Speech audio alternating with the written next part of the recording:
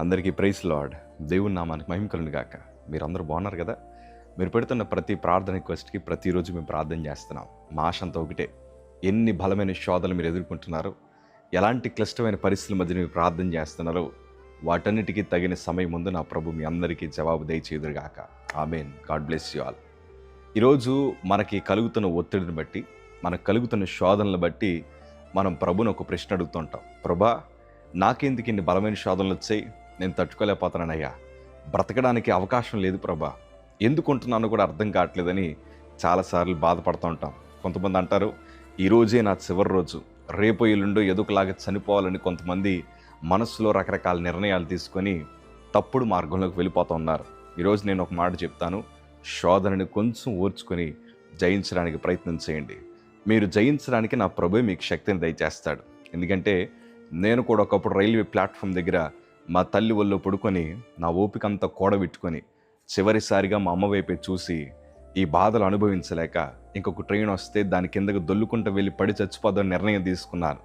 కానీ ఆ పరిస్థితి మధ్యన దేవుడు మా గమ్యములను మార్చాడు. ఈరోజు నేను అంటాను, నువ్వు కొంచెం ఓర్చుకోగలిగితే ఆ కీడు వెనకాల ఎంత ఉన్నతమైన మేలుందో నా ప్రభు నీకు చూపించగలిగిన దేవుడు, నీకు బహుమానంగా ఇవ్వగలిగిన దేవుడు ఆయన. దేవుని వాక్యం ఈ మాట నన్ను ఎంతగానో ధైర్యపరిచింది.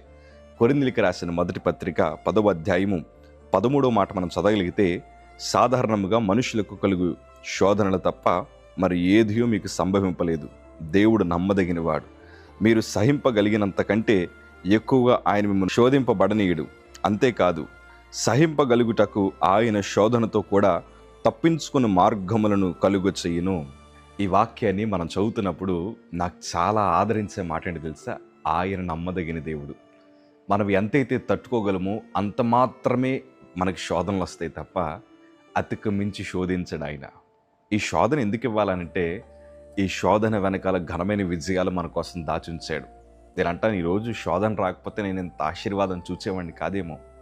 నాకు బలహీనత రాకపోతే ఈరోజు మీ ముందర ధైర్యంగా నిలబడి యేసయ్య గొప్ప కార్యాలు జరిగించగలిగిన దేవుడని ఈ మాట మీతో చెప్పడానికి నాకు అవకాశం ఉండేది కాదేమో. ఆ శోధన నా బ్రతుకుని మార్చింది.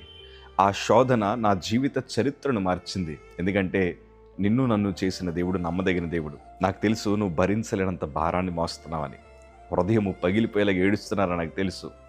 రేపో మాపో చనిపోయే పరిస్థితుల మధ్య ఉన్నారని నాకు తెలుసు. కానీ ఒక్కటయ్యా, ఓర్చుకోండి. ఓర్చుకుంటే చాలు, దేవుడు ఉన్నతమైన కృపను మీ పట్ల చూపించబోతున్నారు ఆయన. ఆయన అంటాడు కదా, శోధన నుంచి తప్పించబడ్డానికి కూడా మార్గం ఆయనే ఇస్తాడు. ఏ మనుష్యుడు ఇలా చేయరయ్యా. మనకుండే వారు ఎవ్వరూ కూడా మన శోధన నుంచి బయటికి